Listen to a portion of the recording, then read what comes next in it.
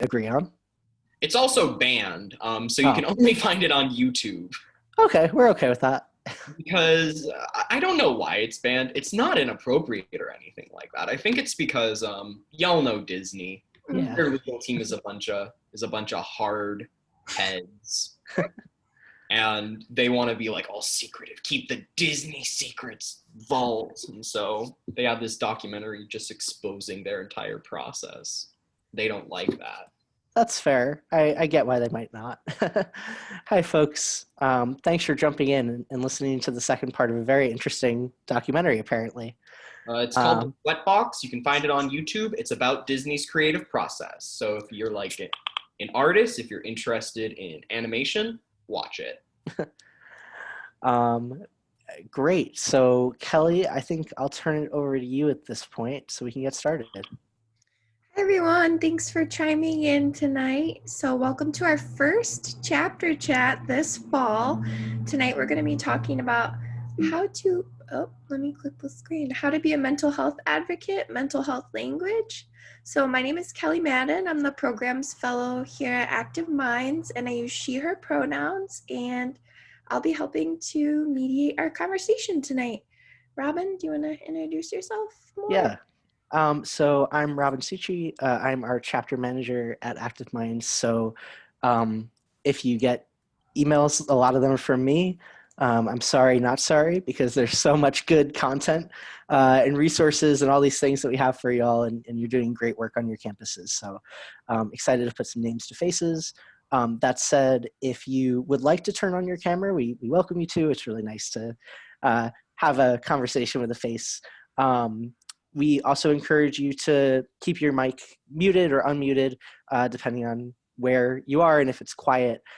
If you're in kind of a loud space, maybe keeping it muted and unmuting when you have something to say. But just note, and if you wanted to change your name, that way we can see what school you're from or your pronouns. That's also very cool.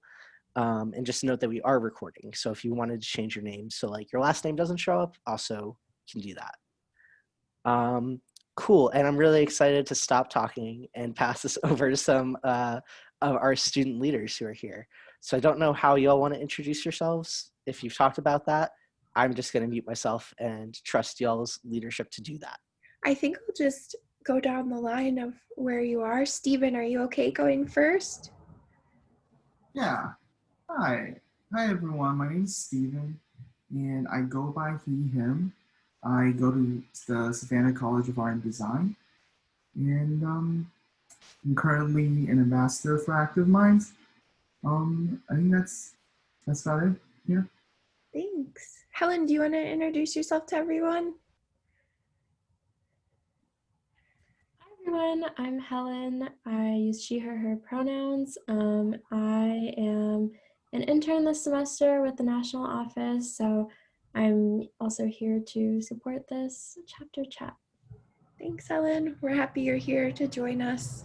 Greg? Hi, my name is Gregory Carnesi. I am a member of Active Minds Student Advisory Committee this year. I go to Arizona State University. I'm the president of the chapter over there. And yeah, y'all say good evening, but it's only 4 o'clock here. So I guess good afternoon to everyone on the West Coast, on my West Coast people. The other Kelly, do you want to go? Hi everybody, I'm Kelly. I go by she, her pronouns. I'm a member of the National Student Advisory Committee, and I go to Florida Gulf Coast University.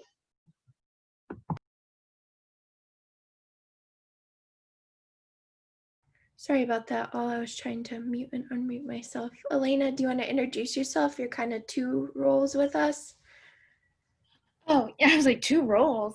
Hi, my name is Elena. She, her, hers pronouns. I am a student ambassador for Active Minds, and I'm also an intern with National Active Minds, and I'm a part of the development team. Thanks, Elena. I see Gila. Do you want to go next? Hi everyone, my name is Gila, she, her, hers pronouns. I go to the University of Central Florida, and I'm a student ambassador. Thanks. Trey? All right. I'm Trey. Sorry. I'm also on the student advisory committee for Active Minds, and I'm a senior at UD. And am I missing anything? Nope. If you want to share your pronouns. Oh yeah. I use he, him, his pronouns.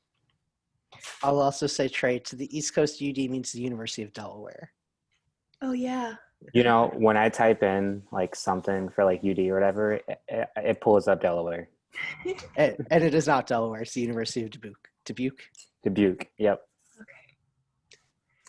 Kama, would you like to introduce yourself? We're just introducing student leaders, names, pronouns, where you go to school.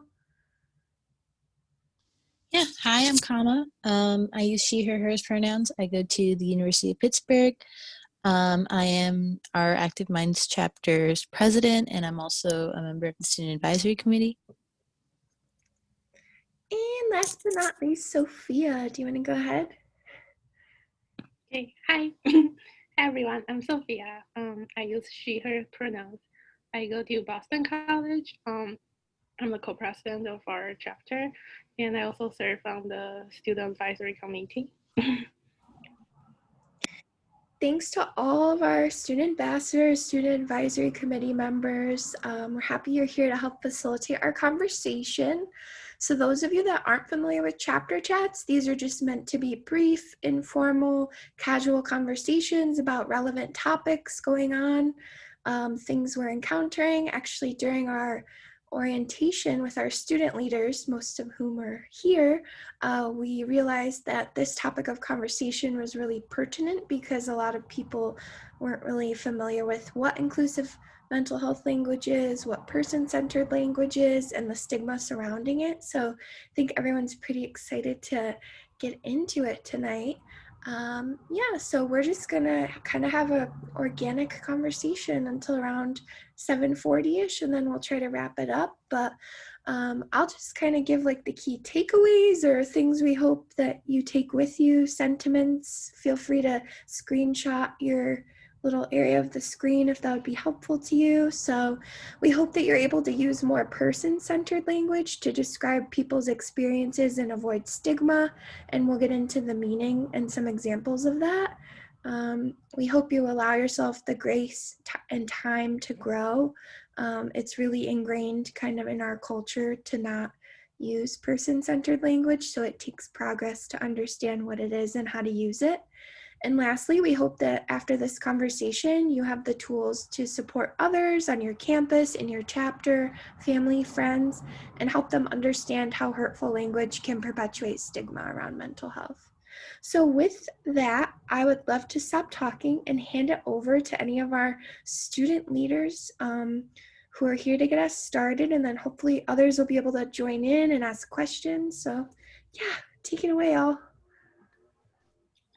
I guess I'll kind of start with a question I've actually been asking myself and kind of facing recently is like, in regards to language, what is the best or least stigmatizing way to address suicide? Because I know the common way of saying it is, commit suicide. However, that almost gives this culpability or blame, that they're taking their own life. And it's not necessarily the most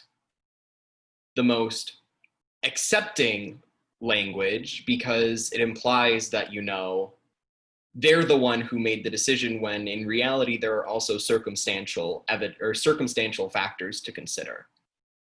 And so I personally use, instead of committed suicide, I use lost to suicide.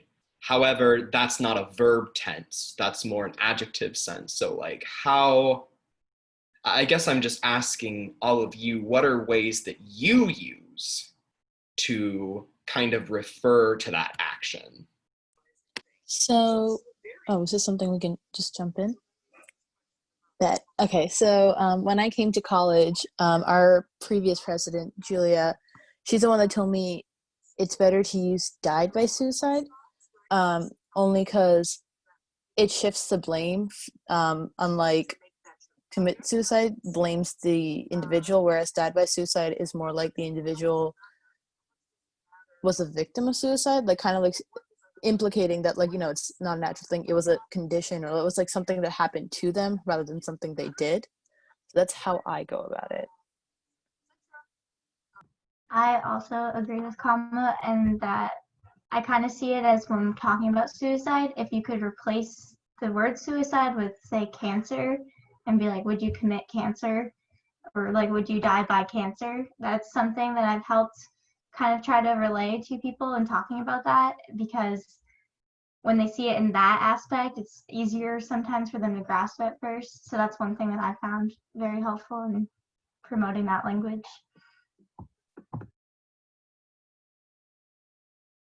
Yeah, I think it breaks when you break down the barrier to equate mental health to physical health. People who might not, understand some of the words that we've all been using to describe suicide. And when you equate those, it really kind of connects in people's heads. Like, oh, I broke my arm, I'm going to the emergency room. Oh, I'm feeling depressed, or I'm feeling like I'm not feeling good. I should go seek help and talk to someone and seek treatment. So, for sure.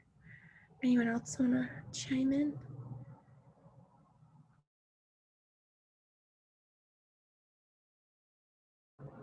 Well, that's okay. That was a great example, Greg, to get us rolling on more person-centered language. And Kama had a great point amongst your chapter of shifting the blame. And I think also when you shift the blame, you can help people feel more comfortable in the conversation, more comfortable because they understand what's going on, and more comfortable hearing you and trying to educate other peers. So I'm wondering if anyone has any of other of those like yeah. conversational tricks or language pieces that they have used or learned. I think I was an English major, so one of the things that I was kind of good at was adjectives and coming up with new words. So when people were saying the weather is so bipolar, I might say like, is that what you really mean? Or do you mean it's unpredictable? Or do you mean it's, of course, right now today, my brain is a little slow, but do you mean it's unexpected? What does that actually mean? And when you try to hone in on that, not only does it make it a lot clearer to everyone what you mean when you use reflective words, but it doesn't take a mental health condition or any other kind of characteristic and use it in an inaccurate way. Are there other examples of that y'all have used or that you've wanted to use but you weren't sure exactly how to recycle it? I think a way that I talk about death is kind of, it's not necessarily pertain to suicide, but in general, sometimes I feel like in certain circumstances, it's not necessarily appropriate to share too much detail. And sometimes this can pertain to someone who died by suicide as well. I'll just say someone passed away or, they left us, but not necessarily sharing how. And I feel like when we talk about suicide, sometimes it's not, suicide is part of the equation, but really talking about someone passing can be really kind of a sore topic. So I try to like see what the circumstance calls for, what kind of conversation is appropriate.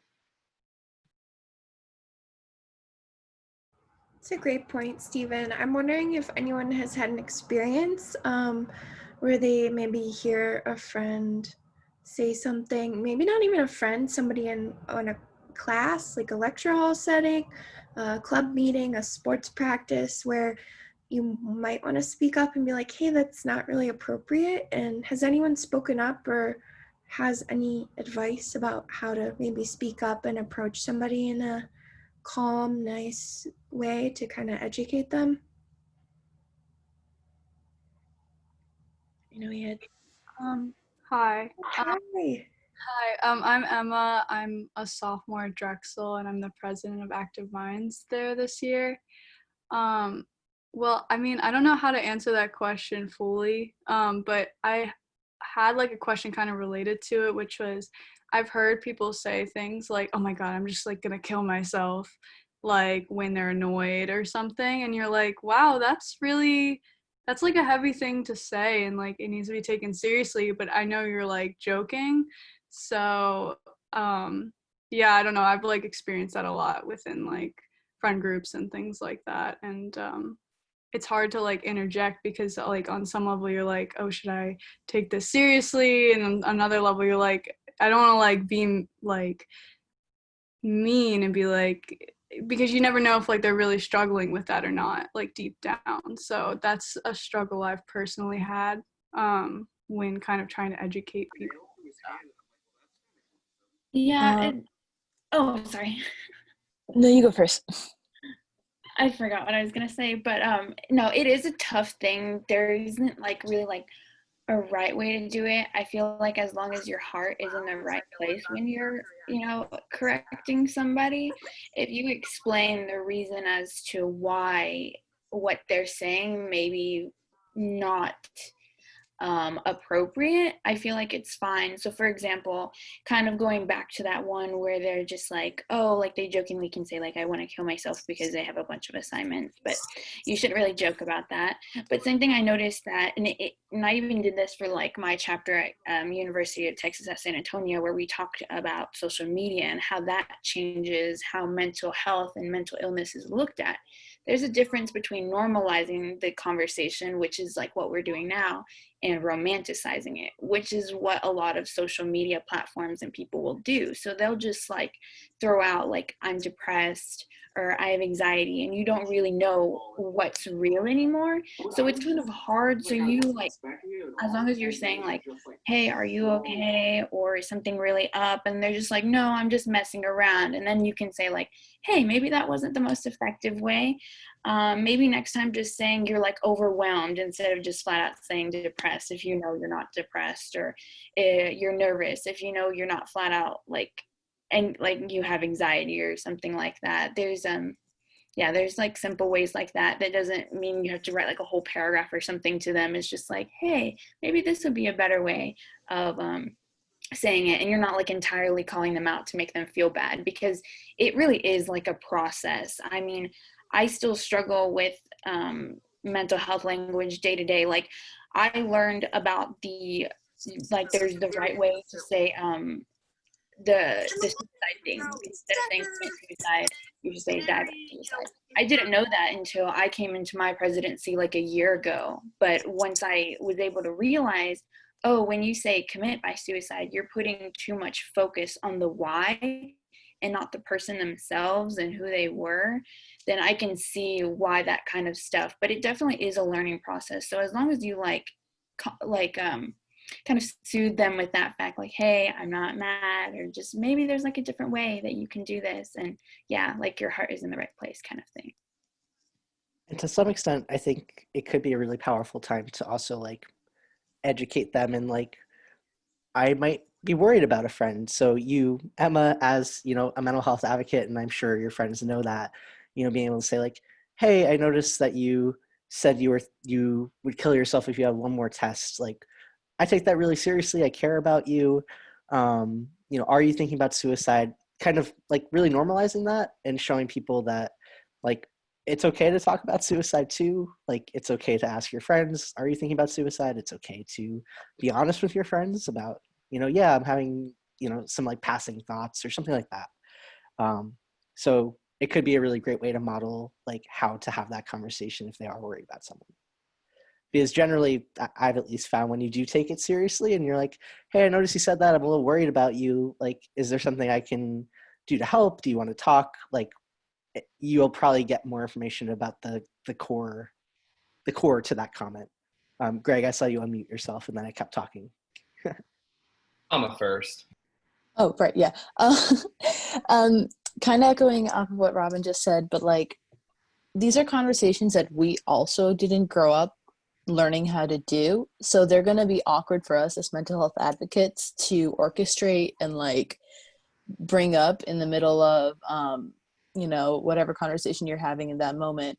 I know recently in my pre-medical fraternity, I had to like in the middle of like an interview call someone out and be like, hey, it's better to use die by suicide and not commit. And it was less awkward for me then because I have been, thanks to the mentorship from like the ex-president of our chapter, I have been practicing this over the past few years. And so it's less awkward for me now. And it is something that's just going to come with practice. But it does get easier and it does feel less awkward for you. And one thing that I have learned over the past few years is when you have a moment like that, the only way it's going to really feel awkward is if you make it awkward yourself, right? If you kind of like just say it, let it pass, then the other person, like the conversation will flow with it, right? Because you're kind of directing it yourself. So kind of like as like, I guess, a tip for like moderating something like that is the more natural you are in bringing that up in the conversation, the less awkward it will feel for everyone else in the discussion. I think I really do agree with what Robin said in that, take those jokes seriously because you don't know whether or not, it's a call for help. I have a friend who is struggling in his own way, but he's also very over dramatic about it. And so he'll say these really worrying things and I'll always check in with him and I'll be like, dude, are you okay? Like, do you need to talk? And most times he is joking. He's over exaggerating. And he's like, yeah, I'm okay now. Like, I'm doing okay. But I think always taking those jokes seriously and, really kind of using those as teaching moments is the best way to go about that. I just really quickly shifted the slide to some quotes from all of your peers that are all talking right now because I found them to be really relevant to what you're all talking about. So just wanted to alert you all of that, but please keep going. Kind of. I was getting, sorry. Sorry. Kind of adding to what everyone else has said so far, I think a really important part of having that conversation is making sure that the other person feels like they can come to you afterwards. I used to be a resident assistant, so that's a topic that I had to deal with quite a lot. A lot of the times I was kind of monitoring a whole group conversation. So there's a lot of like chit chats going on and it's very informal, but when someone mentions that, I think what I've taken taken out of all of those experience is that just focus your attention when you're in a group setting, focus your attention on that person who is talking about maybe suicide or maybe they're dealing with something, and like having eye contact, like nodding, actively listening, and making sure that they feel heard.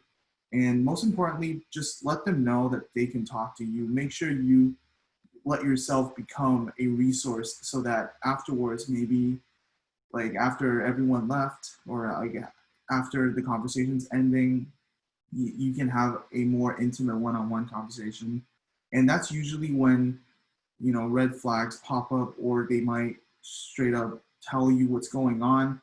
So I think the most important part is make sure they feel heard and make sure you offer yourself as a resource. I kind of just want to add on what Steven said, and that like if like it can kind of seem awkward or like give you anxiety to call the person out and be like, hey, like, are you okay in that moment? Because they do seem like they're joking and the vibe might seem good, but like thinking of the potential alternative to that could be so much worse if they are really struggling. And so by you being able to be that person for them, even if they were joking, like it still opens the door for them to be there or to have someone be there for them. I also wanted to add not necessarily like a personal experience on my end, but it was something that I witnessed because back in high school, I don't know if it's like a trend amongst IB students specifically in my school or in a lot of regions, but lots of IB students in my school would have the tendency to use like, oh, I want to kill myself. And at some point, one of my teachers got fed up when he heard it during our last period, and like he literally stood up from his desk and he was like, can y'all stop that? And they were like, what do you mean? And he's like, stop using that language because now I'm worried. And they all said, but it's normal to joke like this. And he's like, no, it's not like you shouldn't joke about this because I'm genuinely worried for you guys because I know how much stress you guys go through. And the main person at the time who was making the joke that caused our teacher to stand up actually at the end of class later went to him to talk about just how he felt and like how he really wasn't doing okay. So I think that was like important to note. Like there does come a point where you will have to bring it up. And then I also wanted to reference back to like what Elena said about social media almost glamorizing certain ways of language. It's the same thing with pop culture. It's a very interesting barrier or obstacle because it's not even just in social media, but like when we find in songs, like I don't know how many of you are fans of Hamilton. I love Hamilton, but one thing that like just makes me feel so conflicted is that in its opening song, the line is but his mother committed suicide. And that low key pains me. So whenever I try singing along, I always say died by suicide and then everyone looks at me weird. But it's another way to also, I guess, normalize how to change the way we speak about it because it's more common to sing a song like that.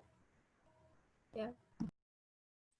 Yeah, I really wish that wasn't like the eighth line of the musical.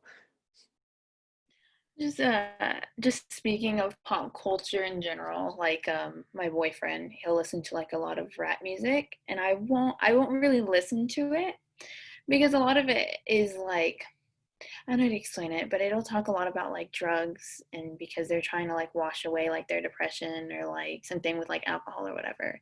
And like I'll be very vocal with like how I don't like it, but he knows not to listen to it in front of me for that reasons. But it's something as like simple as, hey, me saying like, I don't really like it when you play these songs because XYZ, it makes me feel uncomfortable. And then he sees that and he's like, okay, let me like not play this in front of her. But sometimes it can be something as easy as that. And even with that whole like, since Robin was talking about it on the chat, VAR, it's an amazing thing. I even did a meeting recently, I think it was Tuesday, yeah, with my chapter, and I have social anxiety, but basically I use VAR all the time, so I don't like, it makes me like have like a template that I know what to say in that moment. It makes it having conversation way easier than I would not having it. So it's like validating, appreciating, and then referring them. So if that ever does happen to somebody, you can like validate them that, you know, you're not crazy. You're actually totally right to feel that way, and appreciate them for coming to you of all people, because that takes a lot of strength. And then referring them to like an actual resource, whatever that may be. Maybe it's counseling, maybe it's if it is suicide in this case, staying with them if they call or they text the crisis hotline, stuff like that. That it's that thing that always is brought up, like you don't have to be an expert on this stuff, you just have to literally be there for the person, and that is enough. That was a great pitch and exactly what I was going to say. So if you haven't heard about or engaged with VAR, Validate, Appreciate, Refer, I just dropped the link in the chat. And that's something we can definitely talk more about on future chapter chat or one-on-one if you're interested in learning more about that. I wanted to add to like the topic of music, because music is such a powerful tool, but sometimes a lot of pop culture, a lot of certain genres tend to trivialize a lot of things that people might be dealing with. Something that my chapter is currently working on is we're creating a playlist that offers support and talks about, like, some of the songs would talk about depression or suicide, but instead of trivializing them, romanticizing them, it's more about offering support, making like your audience feel supported. So that's something that I would suggest offering in alternative for music that might not necessarily take mental health too seriously. So yeah. When you've got that playlist together, Stephen, you've got to share it. Absolutely. Yeah, for sure. I'll let everyone know. Yeah. drop it in a Slack channel, maybe the Just Be channel, or I know people love to share the self-care techniques that they're doing, but Yeah, there are so many songs though that are coming out that are normalizing the topic of mental health. Like I am actually like in love with Demi Lovato, and she recently came out with like two songs. So the I Love Me song, and then she actually made one recently that's called It's Okay to Not Be Okay. And honestly, they're bops. You should listen to them, but they normalize that conversation of mental health, and she's just a queen. I love that girl.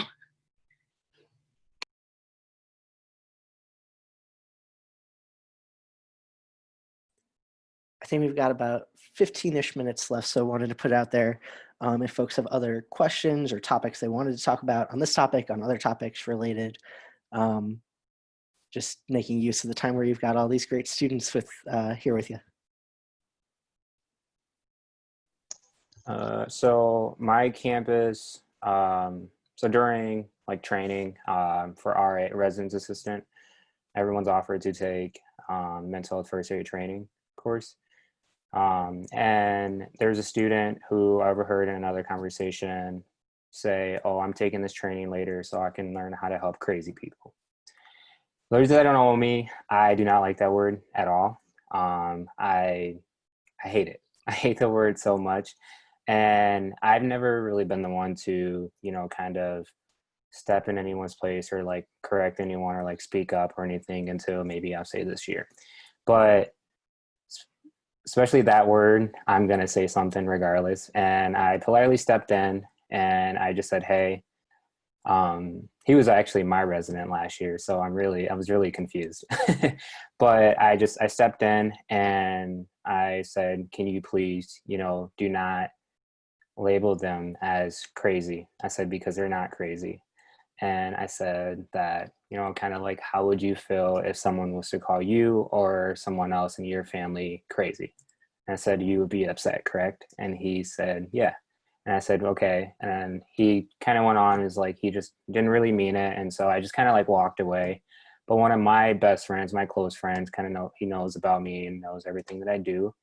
And he literally, like, he just said, if there's one way you want to make Trey mad, that will be it right there.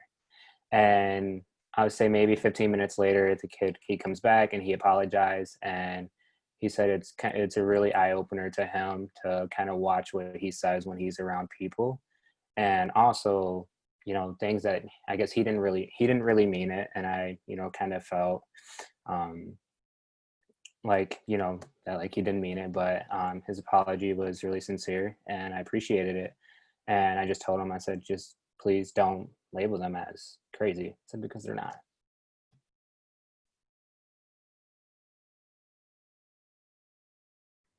Yeah, I think that's really cool how you stood up like that, because I think people aren't aware of how many students are really struggling with this, and it's just so much more common than people realize, and it's depicted in the media to be some like very visible and dramatic thing, despite whatever illness you have or diagnosed with, and it's, even if like you're not diagnosed with it, you're gonna go through a rough patch in your life. Like we all have gone through rough patches. So I agree. I think that word is like, it's just insensitive and it just doesn't help the problem. Like it doesn't help solve it. So Yeah, absolutely. I think that um, everybody goes through, mental health issues and some, kids have mental illnesses and sometimes they're not aware of it. And, so much anxiety, especially these days about tests, about succeeding in life. And it takes its toll. And when you use, hurtful words and hurtful language, it makes just things worse.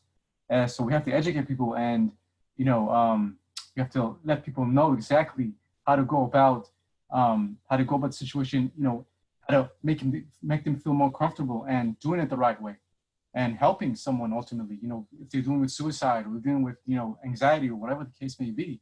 It's very important to, be there for them and help them, whether it be with the VAR or, any other type of thing that you can help with. It's like, I know it was for me at least. So, yeah.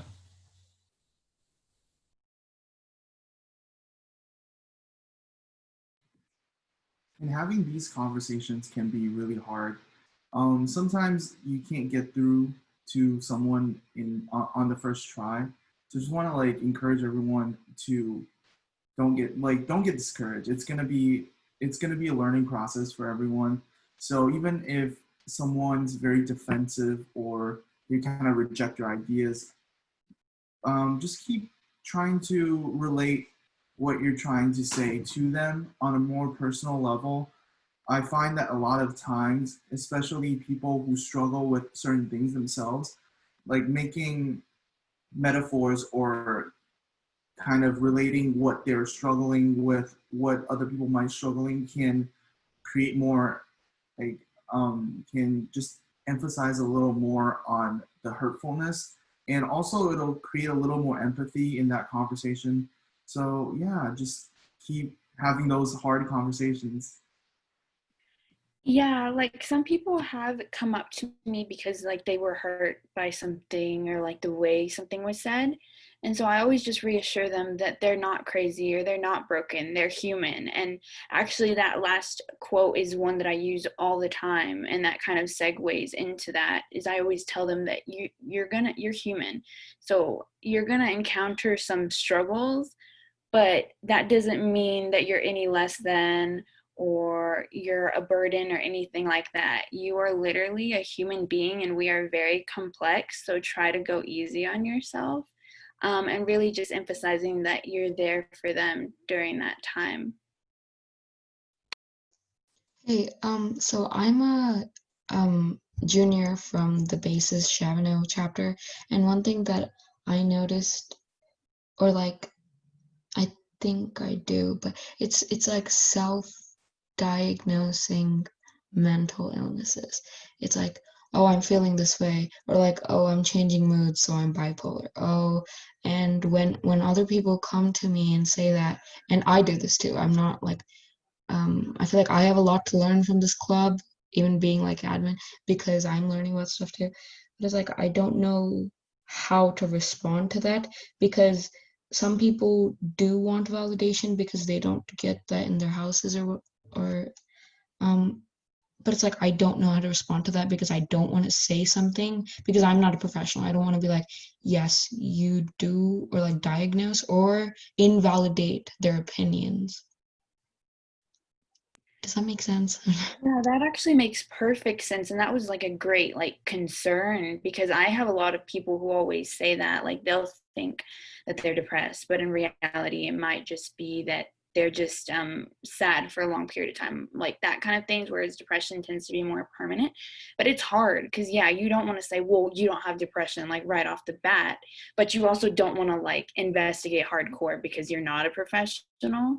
So maybe just saying, like, oh, well, like as a friend, like, why do you think you say that? Like, why do you think that may be? And just kind of getting their reasoning behind it can kind of help you understand more. And then you kind of that end of the referral part is like maybe you can have an actual counselor or something, or someone actually confirm it or disconfirm it, and then from there we can figure it out. That way it's not like too invalidating, because I feel like as long as you like try to help them in a sense, maybe it's not directly by you, but it can't be invalidating then if you're genuinely trying to help them. But if you're just like, oh no, full on, you're just like sad, get over it, like it's nothing, then that's full on invalidating, and I wouldn't do that. But one thing to add to that.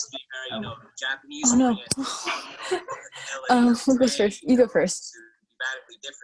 Okay, really quick. One thing that we do in our chapter is. Sorry, Kama, I can hear your video. Oh no. It's okay. One of the things that we do in our chapter is we like establish community norms in the beginning before we meet and talk to each other. And one of the things we like specifically mention is that Active Minds is a mental health advocacy club and organization, but we are not a support group. And so we're not trained as therapists. We provide the resources and refer students to counseling if they need that. But when it comes to talking necessarily about personal diagnoses, like we talk and share our stories, but we do it in not like a way that's like a clinical perspective. So I think the refer method in VAR is also like really where you should go when things like that come up.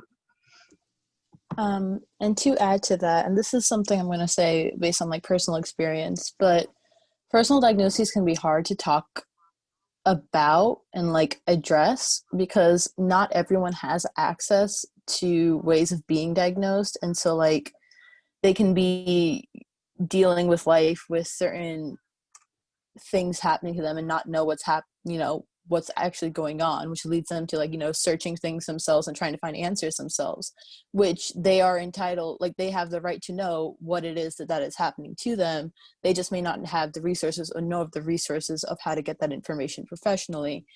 And I personally learned of like some doubts about myself by hearing people talk about their own diagnoses on a personal front, not on a professional front, but on a personal front. So like when it comes to talking about things like that, it doesn't hurt. Of course, ask before it's like, be like, hey, is it okay if I like plug in my story? But it doesn't hurt to like, talk about your own journey and your own process and like what it is that it does to you. That way, like someone that is doubting stuff like that can like find like see a practical relatability sense in which they can like, I guess solidify a better understanding of what it is that they're feeling, and then of course refer them to the resources. That way they can get that information and access it as soon as possible. So yeah, I was going to say this is a really great conversation, and one that I think a lot of people have commented on really well, especially if a self-diagnosis at least gives people the language to say like, hey, I think I'm depressed. Like that's different, obviously. I will say the one thing that we might want to discourage or think more carefully about is when people try to like armchair psychologize like celebrities or political figures or things like that. It's worth always reminding people of like, yeah, celebrities are humans too, and they struggle, for a day, a week, a month. They might have a diagnosable mental illness. Maybe they're open about it, maybe they're not. And also like, it's okay to struggle as like a high profile figure and normalizing that struggle, but we might want to avoid saying like, because of these behaviors, this person is clearly fill in the blank diagnosis, because we don't know that person's life. So I'll put that out there, especially at a time, I think, when political divisiveness is going to be really difficult in the next couple of months or forever.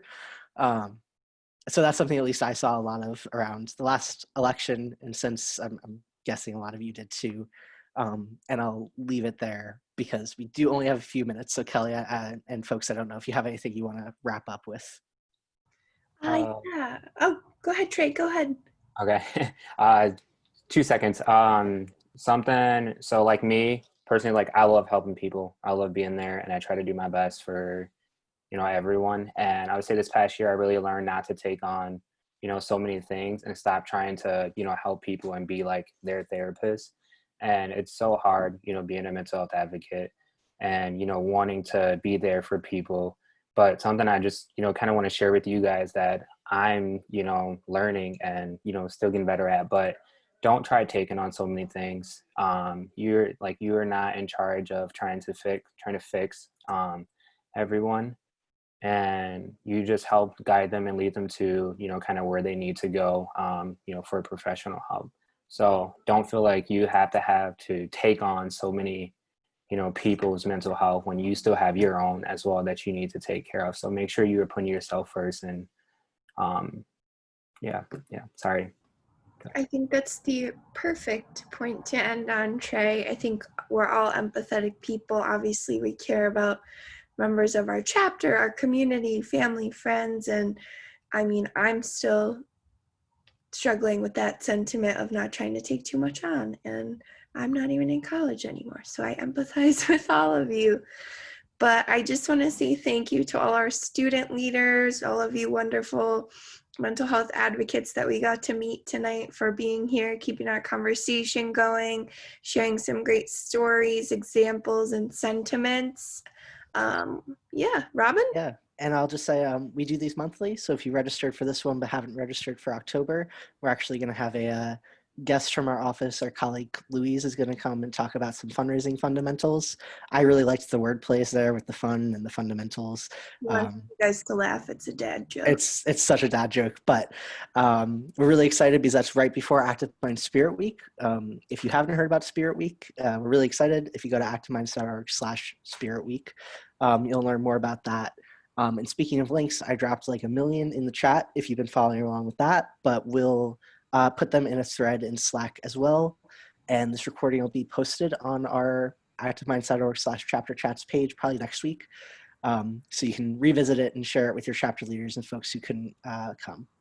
But if we, if you need any support between now and next month, Kelly and I are here. We have office hours open every week to talk more one-on-one. Members of our student advisory committee and Active Minds student ambassadors are in Slack to chat more on these topics and have these conversations. And hopefully we see you next month. Thanks for being here, everyone. Yeah.